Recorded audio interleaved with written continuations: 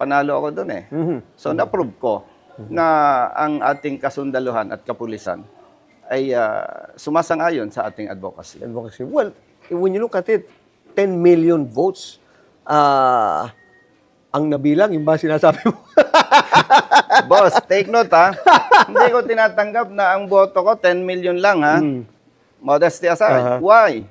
Meron pang 17 million overvotes na sinasabi. Eh baka may 3 million o may 4 million ako doon. Kaya hindi ko sinasabi. Hindi naman ako ibig sabihin mayabang o whatever.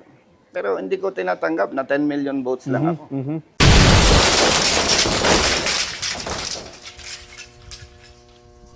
Luzon, Visayas, and Mindanao, those watching all over the world, magandang buhay po sa inyong lahat. Ito po ang Politika All the Way with Jojo A.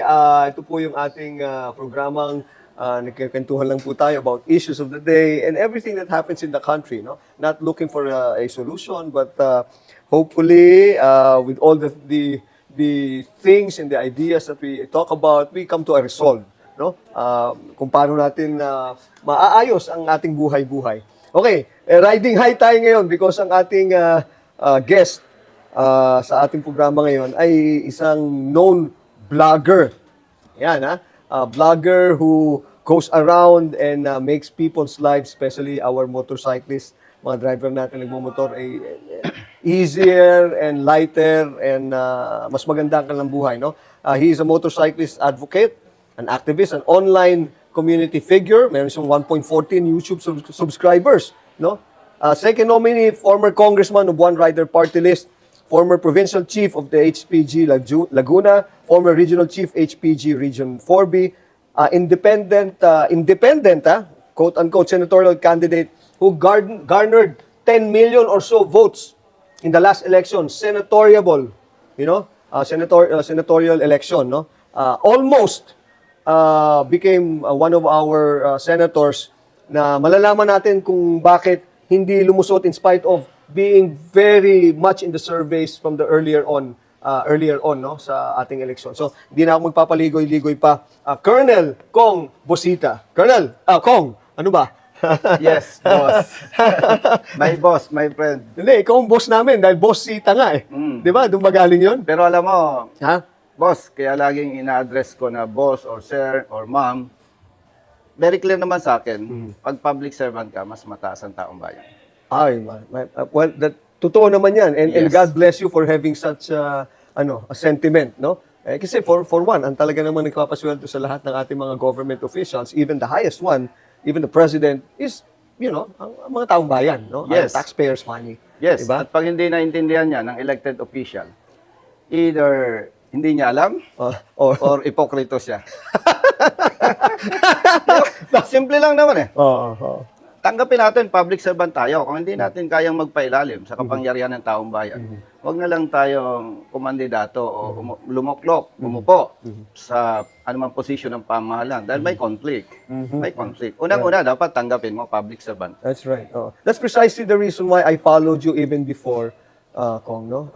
It's because yung nakita ko iba yung demeanor mo, pati yung pag-handle mo ng situation. There are several instances na nakikita ko, like katulad nun, you were in isang ahensya ng LTO. Nandun ka muna sa kinausap mo muna, anong problema mo ulit? Asa na nga yung papers na hiningi ko sa'yo? Pasok na kayo, and then you were able to resolve it. You resolved it with respect for both parties, no? Yes, boss. Yun ang nakita ko na, sabi ko, okay to. Kasi boss, hindi mo naman kailangan bastusin yung personnel, enforcer, or anybody from the government. Right. Ang tingnan natin, yung problema. Ano ba yung mali? Ano yung dapat itama? Kasi pag naging arrogante, naging bastos ako sa'yo, anong intention ko? Magpasikat o galitin kita?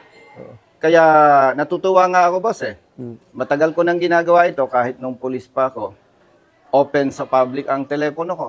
So far, wala namang nagmumura sa akin o nagte-text. And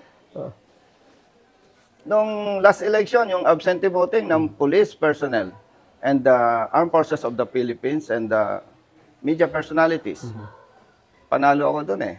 So na-prove ko na ang ating kasundaluhan at kapulisan ay sumasang-ayon sa ating advocacy.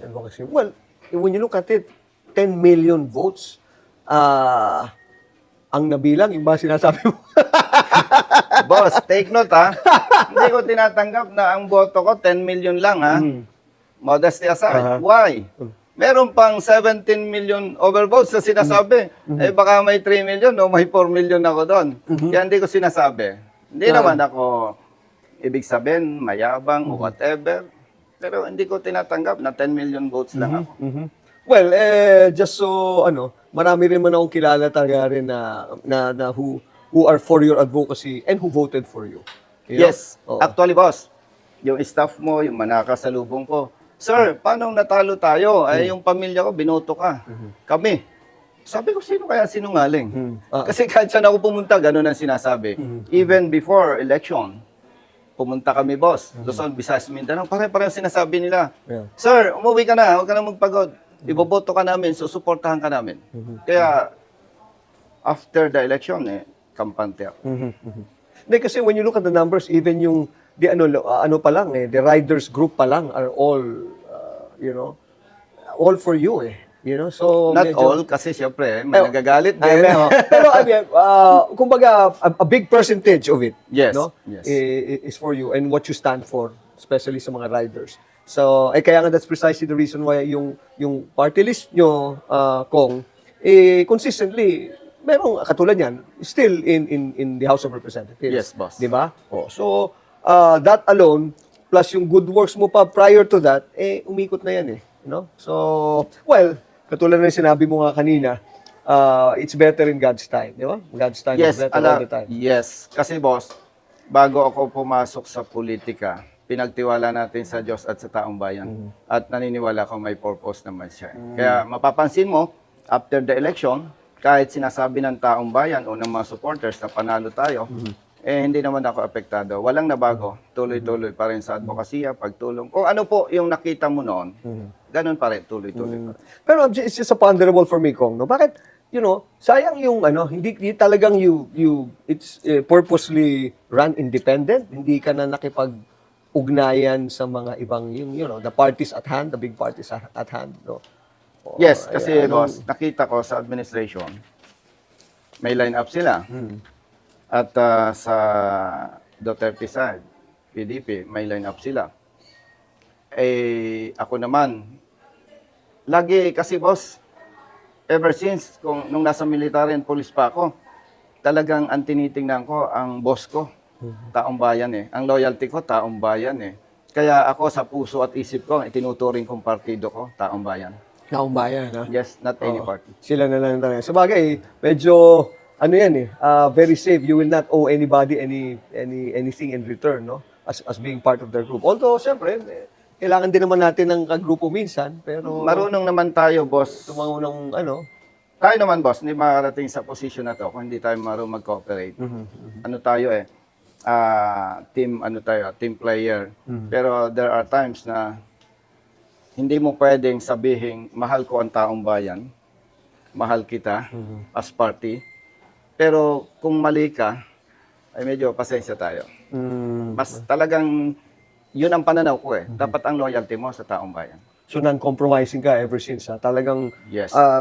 foremost yan, at the apex of everything, your mission, your vision, lahat ng yung purpose mo is for taong bayan, no? Yes. Which is actually, ako naman, nakita ko naman yan when we met. And even before pa, I told you naman, I'm a follower of your, yung mga ginagawa Thank sa you, boss. YouTube pa lang. At Di ba? at least may follower ako na magaling. Siyempre, ang Hindi, pinapalo ko, magagaling din. Oo, at ako naman namimili din. Basta Di ba? kailangan, Alam mo, isa sa mga prominent na even Secretary Sal Panelo, si Sal was very vocal about this, is, well, at least you're a man, you're talaga truly a man of principle. Dahil isa ka dun sa, isa ka sa hindi pumirma, supposed to be dun sa complaint or impeachment, if you like to, against VP Sara, no? Ang daming nagulat din ng mga doon, no? When everyone else wants to get in the good graces of the powers that be na sinasabi nila. Ikaw hindi, you chose to be independent-minded and just followed what's in your heart. What triggered you? Anong pinaka driving force mo diyan to not to sign? Boss, alam mo, malaking factor yung kung paano ako pinalaki ng parents ko Yung prinsipyo ba? Kasi anak mahirap ako, lumaki ako sa bahay kubo. Pumasok ako sa military, sa PNP, naging congressman.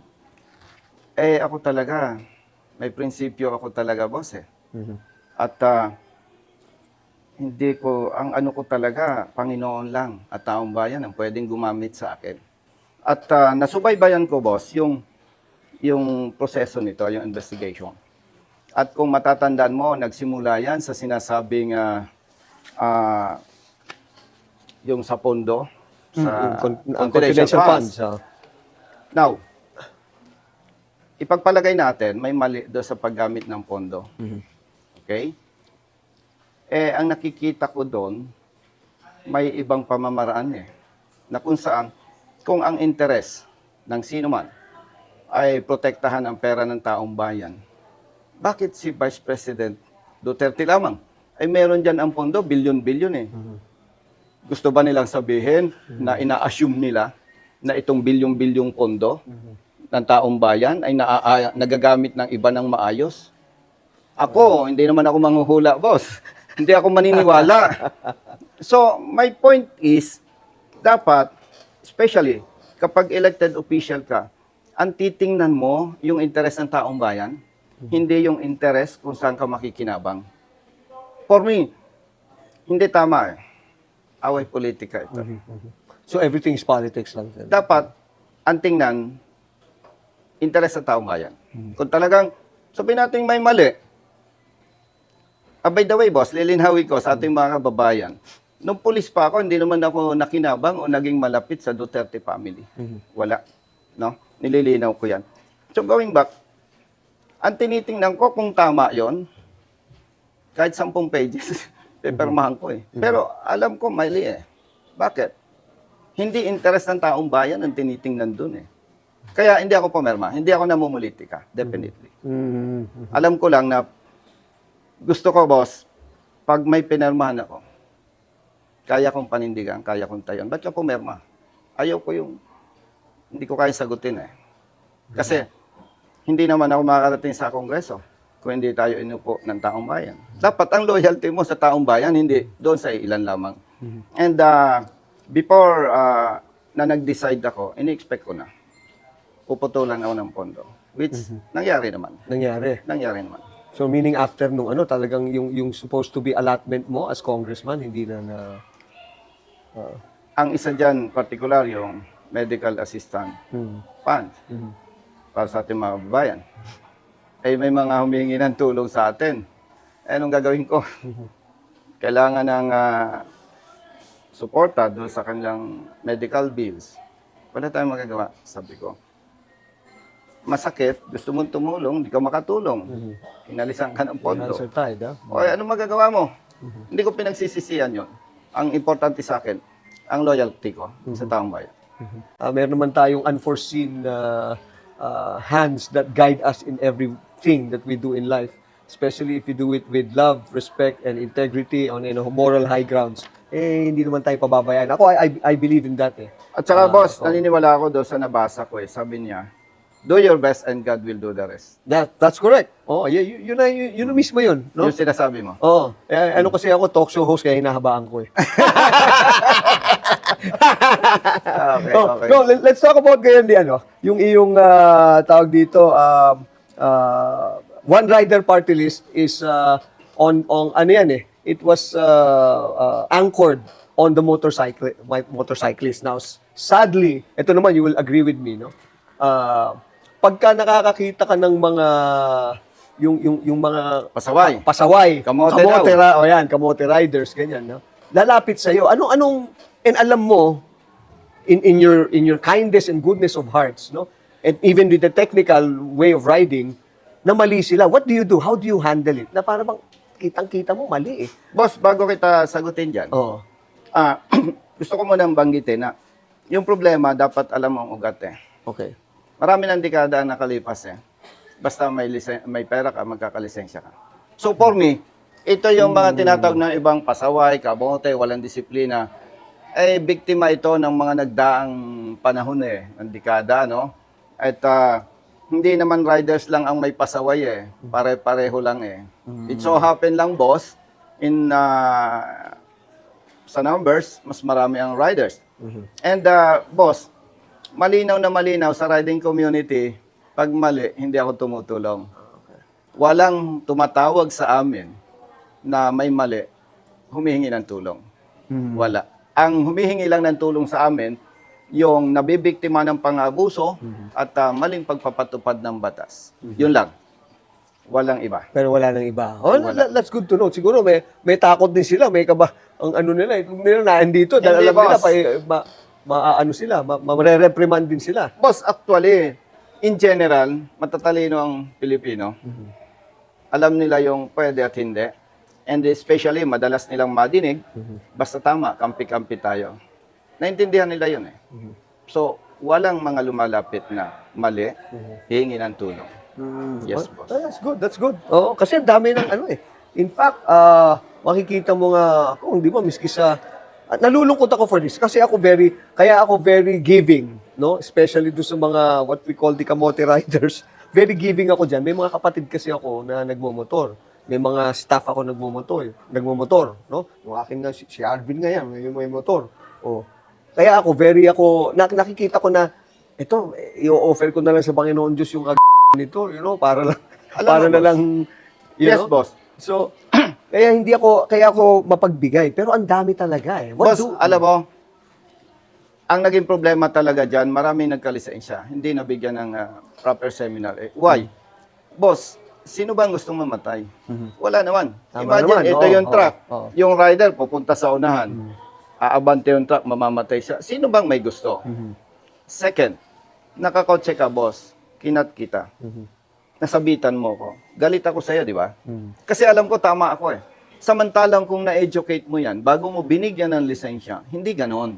So, hindi ko naman tahas ang pinagtatanggol ang mga undisciplined motorists. Motorists ha, hindi riders lang. May problema sa ahensya ng LTO. Even before. And in fairness naman sa LTO ngayon, may nabasa ako, boss, article. Meron silang under investigation na 180 na accredited training school. Why? Na-discover nila, nagbibigay ng certificate, non-appearance to. Non-appearance na. So, imagine, nagbayad, Aha. may seminar na, makakakuha na ng lisensya, may training na, makakakuha na ng lisensya. Imagine, gaano kahirap yon. Ngayon, hindi pera ang pinag-uusapan dito sa korupsyon na to, yung buhay. That's why, kaya nga tayo may advocacy. Alam natin, boss, pag namatay yung tatay or nanay sa isang pamilya, miserable ang buhay na nung Sure.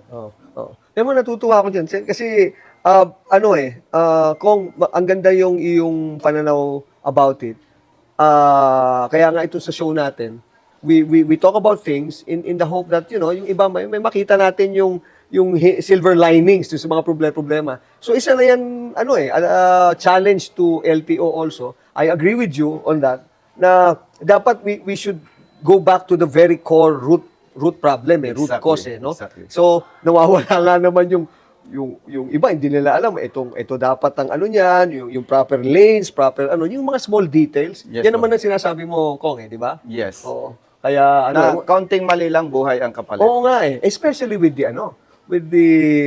riders. Kasi ako, meron akong mga kaibigan na ganyan, kapatid ko rin. Sabi nila, dapat daw, ewan ko lang kung ano to, no? Baka you should also validate this. So, pag merong mga tumatakbo and then magko-cross ka, dapat at least 300 to 400 meters ang ibibigay mong leeway or leverage sa kanya bago siya talagang bago ka mag-cross. Miski kay naka-signal ka na kasi hindi kaya ng mga kababayan nating riders, lalo na medyo mabilis, to instantly brake. Dahil may tendency na hindi katulad ng kotse, tama ba? Oh. Yes, boss. That's why sa seminar po natin, isa sa sinasabi natin, iwasan ang sobrang bilis dahil yung preno walang silbi sa biglang sitwasyon Right. o pagtigil. Yes, that's why yung binabanggit, boss, ng mga kaibigan mo, relatives and friends mo, education yung pinupuntuhan nila. Yun na nga. which is yung punto de vista mo na dapat education talaga ang ibibigay Yes, to both riders and proper enforcement ng LTO. Exactly. Oh. Education and enforcement. Why? Education, hindi na bigay. Now, kung na-educate naman, pero hindi marunong sumunod sa batas, ang papasok enforcement. Now, anong problema, boss, sa enforcement? There are personnel from LTO, even district officer, and kahit sa police, simpleng batas hindi alam ipatupad. So, may problema talaga tayo. Education and enforcement. Pero right now, was there that when you were there for one term already, Kong, no? Ano yung mga nasimulan mo na towards this, itong na to? Actually, boss, meron tayong proposed bill. Ito yung Fair Traffic Apprehension Act. At alam natin kasi, Luzon, Visayas, Mindanao, inaabuso ang mga motorista. Hindi lang riders, truck drivers coming from Mindanao and Visayas. Kaya isinusulong po natin to. Unfortunately, doon lang sa dulo ng committee nakarating. Hindi nakarating sa plenary for second reading. And marami. Pag inisa-isa ko, boss, baka kainin. Kasi yung mga proposed bill ko, boss, ibinasi ko sa mga problema na nakita ko. Okay. So ayan yung first-hand experience, no? Yes. Kong, let's get into the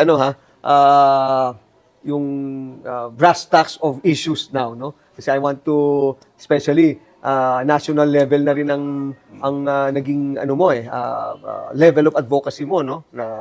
And involvement. Itong nangyayaring impeachment na to, what are your thoughts on this? Parang nasagot ko na yan eh. Hindi interes ng taong bayan ang tinitingnan ng iba dyan. Para sariling interes. Away politika. Away politika. Nothing else, nothing more. So these who are advocating this are hindi sila for justice and No. and for truth. No? Kasi kung ang tinitingnan nila para sa interes ng taong bayan, hindi ganon. Hindi ganon. Hindi ganon. So talagang are you for the dismissal or kasi dalawa na ngayon yung impending. Itong July yata, Kong, if I'm not mistaken, matatapos na supposed to be. They should come to a decision na whether to dismiss or to go on with the impeachment or di ba, sa Senado. Nabanggit mo, boss, dismissal. Yes. Kasi nga, hindi interes ng taong bayan ang direksyon nito eh. Why? Ipagpalagay nga, may paglulustay ng pera. Eh, boss, more than 30 years ako sa government service eh. O, let's say, shortcut natin. Na-impeach si BP Sara, nasipa, perpetual disqualification. Kapag nangyari yun, protektado ba yung bilyong-bilyong piso ng taong bayan? No. No. Na-resolve ba? No. So, dapat, wag nating lokohin ang taong bayan. May pambubulag eh. Hindi ako malapit kay Duterte or kay BP Sara. Hindi naman kami nagkasama sa assignment o sa trabaho. Pero, yung interes ng taong bayan, boss, ang tinitingnan ko eh. Yun ang interes. You're for the bigger picture, ah. Yes. Kumbaga, looking at it from this point of view, Kong, sinasabi mo na ito ba bababa ang ng gasolina o tataas ba ang tas ng life ng mga tao or something like that. Kaya gusto kong linawin sa ating mga kababayan, hindi ako namumulitika. Gusto ko lang, pag pumabor ako sa isang bagay, ang panalo, taong bayan, hindi yung panalo, yung isang partido. Kasi kung doon ka sa kapilang partido, makikinabang ka, hindi naman ang taong bayan, wow naman, wag naman ganun. You know, there are rumors now circulate. Actually, not rumors, but there's also already some people, some lawyers na nagpunta sa Supreme Court, no, questioning the of COMELEC. Kasi nga, now that I see this, na you are for the taong bayan, if you look at supposed to be the results of the elections, medyo ikaw rin nagulat ka, no? O nagulat tayo na, bakit wala nangyayari sa boto mo na have you been following what's happening yung mga dun sa allegations and yung things that are hurled at the COMELEC? Have you been following this? Yes, boss. Huh? And naniniwala ako doon sa argumento ni Atty. Respicio. Oh, okay. Why? May ebidensya eh. Ako, boss, bilang retired police, hindi mo ako mapaniwala sa usapin na walang ebidensya. Bakit ako'y naniniwala sa argumento ni Atty. Respicio? May ebidensya. Ang na-audit, 3.4 version, source code. Then, during the election, ang ginamit, 3.5 version ang ginamit sa vote counting machine. Boss, hindi naman tayo IT expert, technically questionable yun eh. Second, may binabanggit si Atty. Respicio na ang COMELEC gumamit ng intermediary server. Hindi naman itinanggi ng COMELEC. Na ibig sabihin, boss, yung boto na binilang sa baba, dadaan muna sa intermediary server na supposedly, diretso dapat sa server ng COMELEC and transparent servers ng NAMPREL. Pero boss, dumadaan sa iba at delay. So, wala akong nakikitang valid justification doon sa parte ng COMELEC. Kaya ako'y sumasaludo dito sa PDP. Nag-file sila ng petition sa Supreme Court. At ako naman, dahil more than 34 years sa service, nakita ko naman ang integrity ng Supreme Court. Kaya yun ang isang binabantayan natin. At maganda yung kanilang intention. Hindi nila sinasabing nadaya sila, kailangan makaupo sila. Hindi yun Ang kanilang intention doon, ma-question itong bagay-bagay na hindi dapat ginawa ng COMELEC. Kaya yung tiwala ng taong bayan, makikita mo at mararamdaman, wala talaga. Alam mo boss, ang gusto ko kay Atty. Respecio, unang-una, professional siya. At alam niya yung sinasabi niya. Meron kasing magagaling parang basura lang Tumatahimik na lang. Kaya natutuwa ako sa kanya. Actually, at kaya niyang tayuan. Oo. At ang ikinakatuwa ko sa kanya, ang gusto niya ipagtanggol yung karapatan ng taong bayan. Ng bawat Pilipino, yung pagboto protektahan. Kaya saludo ko sa kanya. Imagine, kung titingnan mo, yung simple perspective, ay tumakbo naman siya sa lokal na pamahalaan. Magaling naman siya. Mananalo siya. Naproklama siya. Naproklama na talaga. Ay pwedeng manahimik na siya, di ba? correct. Pero talagang nandun pa rin yung eagerness niya na ma-correct yung mali. The very same server na supposed to be buti na hindi siguro ganun katindi ang ni Attorney Harold doon sa hindi sa parang kinabahan yata yung server na Hindi kasi pwede. Hindi kasi pwede. At saka hindi siya pwedeng kasuhan doon sa mga ginagawa niya. Kasi unang-una, abogado siya. Sinabi niya, may basis. Hindi naman siya pwedeng ma-personal na hindi iproklama.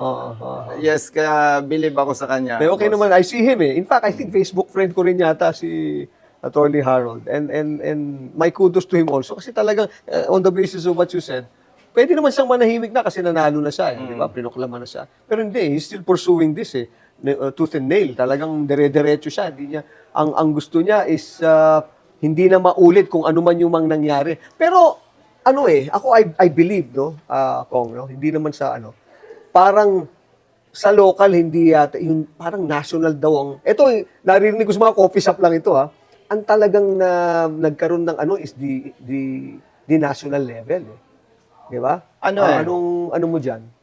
May mga probinsya, may mga bayan na nakita ko na naging maayos ang eleksyon. Maayos in the sense na alam ko na itong tumatakbong ito, mapera. And sabi ng mga constituents, hawak niya yung lahat ng councilors, even barangay captains. Pero ang nanalo, yung kalaban. Yung kalaban. So, makikita mo na pag maayos ang eleksyon, walang makikialam, panalo ang dapat manalo. May kilala din akong probinsya. Mapipera yung kalaban. Relax na relax sila. Talo. So, in other words, sabi ko, basta walang makialam na masamang elemento, panalo ang dapat manalo. So, sabi ko, may pag-asa pa ang Pilipinas. Pwede pa rin, May pag-asa pa ang Pilipinas. Pa rin, Dahil matalino ang taong bayan, hindi nabibili. Kasi may mga kilala akong bumili din ng boto, hindi nanalo. Gumastos ng malaki, hindi nanalo. So, yun nga, wala lang masamang elemento na makialam, panalo. On the whole, yun ang totoo. Pagka medyo masama ang intensyon at hindi maganda, siguro binablock din ng Panginoon ng Diyos yan. Kaya ako, boss, may nakikita akong pag-asa talaga. Ang kailangan ma-block yung maling ginagawa ng iba. Pero itong nangyari nito sa on the whole, of course, we cannot discount the fact na the next elections is upcoming 2028. What are now the things that you're doing, Kong, para this time around itong 2028 na to magkaroon ng more surety and certainty yung sinusulong natin ngayon na hindi na mangyari ulit from the previous election? Actually, boss, thankful ako sa nangyari ngayon, election ngayon. Why? Napakabauti ng Panginoon Diyos Bakit? Yung mga nangyari ngayon, nakita ng experts, nakita ng taong bayan, mahirap nang ulitin yan sa 2028. Fool me once, ano ha? Di ba? Fool me Kaya twice. ako natutuwa dito kay Atty. Respicio na for me, itong ginawa ni Atty. Respicio, panalo na yung 2028 Kasi hindi na pwedeng gawin nila yan sa 2028. Now, yun naman sa party ko, ako naman boss, kaya lang pumasok sa politika, sabi ko, hindi naman ako mabubuhay ng 100 years. Hindi naman pwedeng ganito lang ang mangyari na pag may problema yung motorista, nandito si Colonel Busita, ilang taon pa bang ilalagay ko sa mundo? No? Ang kailangan batas, hindi kailangan ng motorista si Colonel Busita. Ang kailangan yung batas na magpoprotekta sa kanila, hindi si Colonel Busita. Yun boss, kaya ako pumasok sa politika. That's why, nung nangyari itong recent election, okay lang sa akin. Tuloy lang advokasya. Walang nabago. Walang nabago.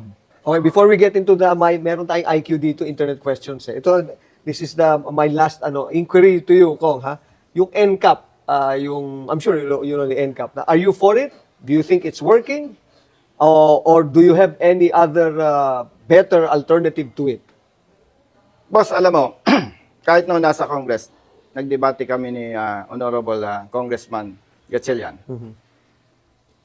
Generally, ang NCAP maganda. Kasi kung ikaw ay tiwaling police or enforcer, wala kang engagement doon sa motorist. Maganda talaga. Pero sa panahon natin, hindi pa dapat. Marami pang problema. Traffic signs, road signs, no? Katulad nitong ating traffic light. Walang timer. Imagine boss, tatakbo ka, walang timer, tapos pagdating mo doon sa bandang dulo, biglang orange. Alanganin na. Hindi ka pwedeng mag-full stop. Aksidente ka. So para sa akin, trap yan So maraming problema, and another issue is, kung binentahan kita boss ng kotse o ng motorsiklo, taga Mindanao ako, binenta mo kung kani-kanino, napalipat na. So, dahil hindi pa tayo handa, yung violations nitong mga tao na to na gumamit, ako nga habulin ng MMDA. So, kung taga Mindanao ako, anong gagawin ko? Paano ko i-justify yung sarili ko? So, marami pang problema na dapat ma-address. Unfortunately, ang kaya lang nating itulong sa motorista, katulad ko as advocate, wala sa position, sabi ko sa mga kaibigan, sa mga motorista, ang kaya ko lang itulong sa inyo, pagka mali ang nangyari, andito ako. Ano mang oras tumawag kayo. Pero wala ako doon sa power na dating nagagawa ko during the hearing, gisahan. Pag ikaw nasa resource person ka, ginisa ka, make sure na ma-justify mo yung side mo. Yun lang hindi natin magagawa ngayon. But again, hindi po tayo pabor sa NCAP sa ngayon. Sa ngayon. Well, point taken naman. Maganda yung sinabi mo na yan. It's good, but we're not yet ready. You know? Because of kumbaga, mga kababayan, yung mga viewers natin, tawag dito, it's good as in the whole, pero siyempre, merong mga detalye na hindi natin nakikita. Katulad yan, nakita ko yan. Kasi ako, naisip ko, ba maganda naman itong pero since you put it also that way, merong mga details na hindi natin nakikita, Especially, yung mga ganyang pala, again, it all boils down to more time for understanding yung mga more time for tawag dito dialogue para kumbaga mag-synergize yung both the motoristas, especially auto riders, dun sa mga NCAP, sa mismong sistema ng NCAP, no? Maganda yung insight ko na yan na nakuha sa'yo, Kong. Okay. Sige, you were going to say? Idagdag ko lang, boss, no? Meron kasing road signs, especially kung probinsyano ka, no? Nag-Google Map ka, nag-Waze ka, no? So, sabi ng konsep, diretso ka, no? Mabubulaga ka, pakanan pala yung nakalagay drawing doon sa road. Anong gagawin mo? No? Probinsyano ka, di ba? So, maraming problema na dapat ayusin. Parang rin din Parang rin yung Kong, yung ito, very vocal ako dito, yung K-12. Parang hindi pa tayo ready, isinaksak sa atin Ako hindi ako naniniwala dyan, actually. Alam mo, boss, Hindi pa Nabanggit tayo mo dapat yung yan, eh. K-12? Oo. Pasensya sa term, medyo minsan yung ko. Ah. Parang kalokohan lang yun eh. K talaga. Pinahaba. Kalokohan ba? Yes, kalokohan. Yung bang, para bang, pinahaba mo lang, naging pabigat sa taong bayan, Yes. especially sa mga parents. Oo. Pero wala ka namang in-improve sa education. That's right. Oh. In fact, laging tayo behind in Yes. most ways than one. And then, we'll come to ano. But anyway, that's another... Pero ano. ngayon ko lang nalaman yung K is kalokohan. Oo.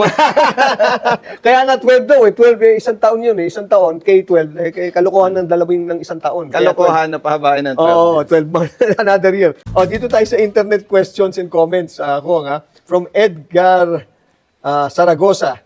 Tatak Duterte din si Sir. Sayang dumikit doon. Ewan ko kung ano ibig sabihin yan. Okay. Ito, ikaw na ang ano. Ano, boss? Ano, ayan. Ang sabi niya, Oo. ni Brother Edgar Saragosa, Tatak Duterte din, si Sir, sayang dumikit doon. So ako daw dumikit sa Duterte. Oo. Eh brother, kung didikit ako sa Duterte, di nag-PDP na lang ako. Hindi talaga ako namumulitika. Kung ano yung tama, ginagawa ko. At kung ano man naging resulta, hindi ko pinagsisisihan. Good, good. Ito, from Onid Somar. Ayan, from Onid Somar. Oh. Panalo ka na sana, Colonel, kaso yung kasama mo si Gutierrez, ang may mali. Sumama siya sa Quadcom at tinira ang gustong-gusto ang taong bayan. Walang iba, si PRD. Kaya nadamay po kayo. Okay lang kung nadamay ako. Kasi, karapatan nila yun eh. Ang masakit lamang, yung mali ni Juan, parang sinasabi ng iba, kasalanan na rin ni lahat. Pedro. Dapat po, ang tinitingnan natin, sino ba si Colonel Busita? Makikinabang ba ang taong bayan? Huwag dapat sinisingle out. Maging patas tayo sa lahat. Nagkakasala tayo. Pagka gano'n. Na yung may kasalanan yung kaibigan mo, kasalanan ko na rin. Wow naman. Huwag naman. At ako naman po, boss, hindi ko ugaling magdikta eh. Bagamat kasama ko si Congressman Gutierrez, abogado siya, matalino siya, magaling siya, hindi ko naman siya pwedeng diktahan. Okay. And again, wala naman tayong pinagsisisihan. Basta yung alam natin tama, panindigan natin. Oh, tama, you are a man on all your own. Ito, hindi ko na mabasa to ko kasi ano siya, parang, okay, Pwede mag-file ng electoral protest para bawas ngaw-ngaw. Sino kayo nagngangaw-ngaw? Ako naman hindi, kasi tahimik lang ako eh. Dahil kahit naman magpabale-balentong tayo, mag-protest. Mga followers, punta tayo sa Comelec. Manggulo tayo, mag-rally tayo. Wala namang mangyayari, boss. Mag-iingay lang. Ano, Sayang lang. O, magkaka-traffic lang pati. At saka, boss, hindi naman tayo ganun kahina na parang inagawan ng candy, ayaw na. Bakit? Habang buhay ba, wala kang candy? Eh, may 2028 pa. Oh, that's diba? right. No, konting hintay lang. Pahinga lang ng konti, di ba? Ito, ako na magbabasa nito. Sayang lang. Ay, ito pala. From Emil Galvez, Colonel Busita, ang public servant ng mga motorista. Mabuhay po kayo. Ayan. Salamat. Ito naman, from Alvin de la Cruz Factora. Sayang lang sir, hindi kayo pinalad sa Senado. Napapanood ko ang mga ginagawang tulong sa mga riders, pati yung na-stranded na foreigner. Yan, sa airport. Mag-ingat po kayo lagi. Sir. Boss, sagutin ko yan. Brother, panalo tayo. Hindi ko alam sa Comelec kung bakit di tayo naloklok sa Senado. Pero relax ka lang, hindi pa tapos ang laban. Okay. Ito. Okay, from Helen Descargar. Yan. Mas magaling pa si Colonel Busita kaysa sa ibang senador. Kahit presidente, kayang-kaya niya. Mas marami siyang matutulungan na mahihirap. Yan. Nabanggit ang presidente, no comment ako dyan. Ano comment ko dyan, ha? Ayaw ko sabing magaling ako. No? Ang puhunan ko lang talaga yun, dedikasyon sa public service. Of course, Congress is a legislative body yan Yes, na, boss. no? Would you consider working for the executive branch? Should you be given meron ka bang, okay lang ba sa iyan? Boss. Kasi, it's a very inclusive government. Yan nakikita ko naman. Ayaw ko, Open boss. sila, basta. Kasi pag umupo ako doon, baka sasabihin mo, pala ito si Busita. Hindi ko kung pa. Kasi maganda sa legislative eh. Why? Yung magagandang batas para sa taong bayan, may susulong mo. Number 2, yung alam mong mali at magpapahamak sa taong bayan, mahaharang mo. Bigyan kita, boss, ng isang example. Dalawang example. Yung may tatlong congressman, di ko napapangalanan, nagsulong ng batas, mandatory vaccination program of DOH. in collaboration with the Department of Education and DILG. Hinarang natin yung boss. Uy, Kasi hindi very trial and error yung kalusugan natin. Pag tututurukan yung mga bata, pag yan ay nadisgrasya, katulad doon sa Denbak siya, kung nasa batas na yan, ano pang gagawin natin?